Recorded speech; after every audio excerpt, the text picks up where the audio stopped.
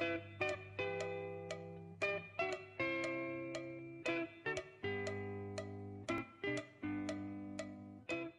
point de vue parcours, moi j'ai commencé par faire des sciences éco avec un DOG, hein, donc les 2 premières années de fac à cette époque-là, ça s'appelait comme ça. Après un baccalauréat économie. Et puis ensuite j'ai fait un IUP de gestion financière, donc licence maîtrise à l'époque, et j'ai enchaîné sur un DESS, donc le M2, l'équivalent du M2, chez Monsieur Rimbourg, donc ingénierie financière. Je travaille aujourd'hui chez Air Liquide, où je suis directeur de la trésorerie et des financements. Et je participe à la vie de la FTE, donc l'Association française des trésoreries d'entreprise, via des cours soit sur les risques de change, sur les risques de taux, auparavant sur le cash pooling international, enfin différents ateliers que j'anime 1 à 2 fois par an.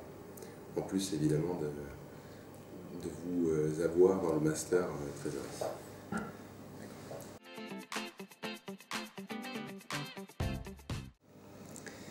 Donc en termes de couverture, ce qu'on peut voir quand même depuis 2005 et depuis la principale date d'application des IFRS, c'est qu'on a eu tendance, les trésoreries d'entreprise ont eu tendance à simplifier un certain nombre d'opérations de couverture. Donc IAS 39 devant être remplacé par IFRS 9 dans les années qui viennent. On parle d'adoption de la norme à partir de début 2015. On verra si ça laisse la porte ouverte à de l'innovation financière, par exemple en mêlant des sous-jacents avec des couvertures qui mixeraient le taux et le change, ou le change et les comos.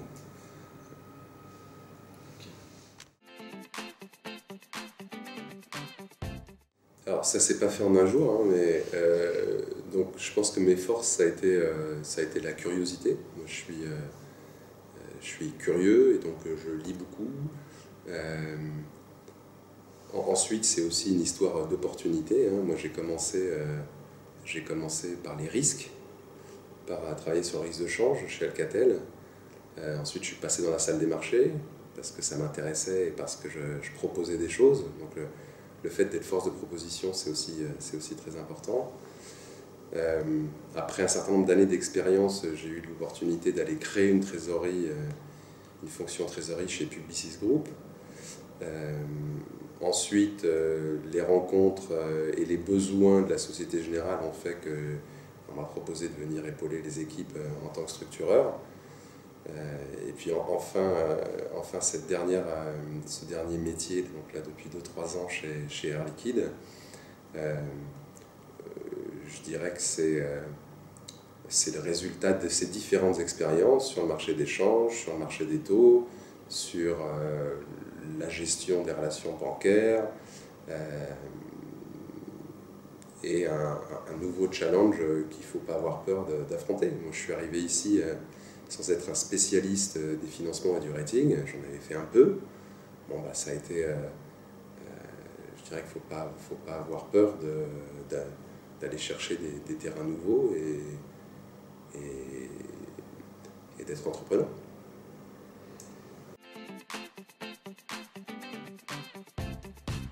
Il y a du boulot, hein, avec la crise argentine, l'Ukraine et la Russie.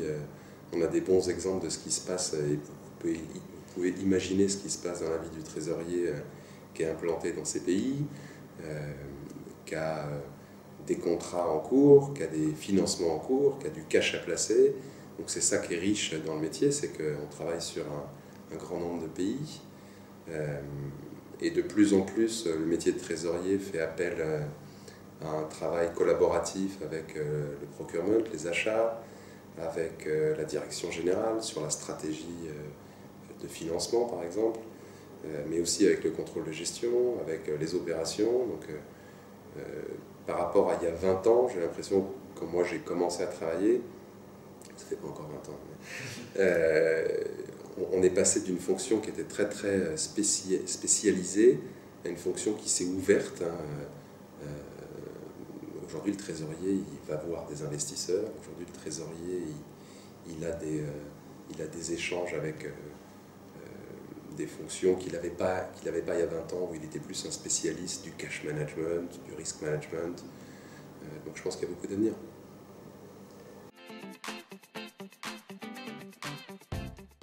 Alors j'ai décidé d'y enseigner parce que, je venais de la Sorbonne, donc ça me faisait plaisir de retourner à la Sorbonne.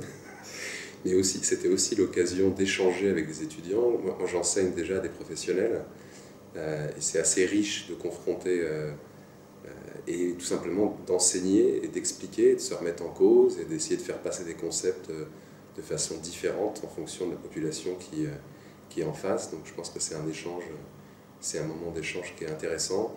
Quand moi-même j'étais à votre place, j'aimais beaucoup ne pas avoir que des cours théoriques, mais aussi avoir des praticiens qui expliquaient comment se passent les choses dans la vie de l'entreprise, et ça j'ai envie de le rendre quelque part à la nouvelle génération.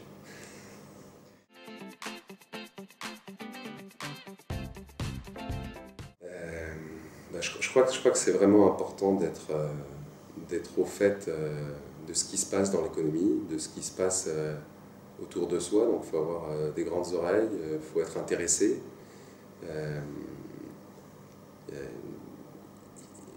Vraiment, je pense que ce qui fait la différence, c'est la capacité de démontrer qu'on est prêt à comprendre des choses nouvelles.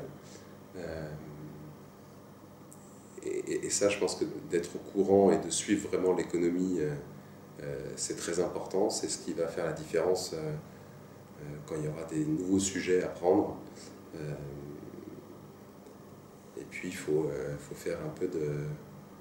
faut pas hésiter à dialoguer avec des anciens. Il ne faut pas hésiter à prendre toute opportunité d'aller au contact des entreprises, parce que ça, c'est précieux et c'est souvent des cartes qui ouvrent des portes.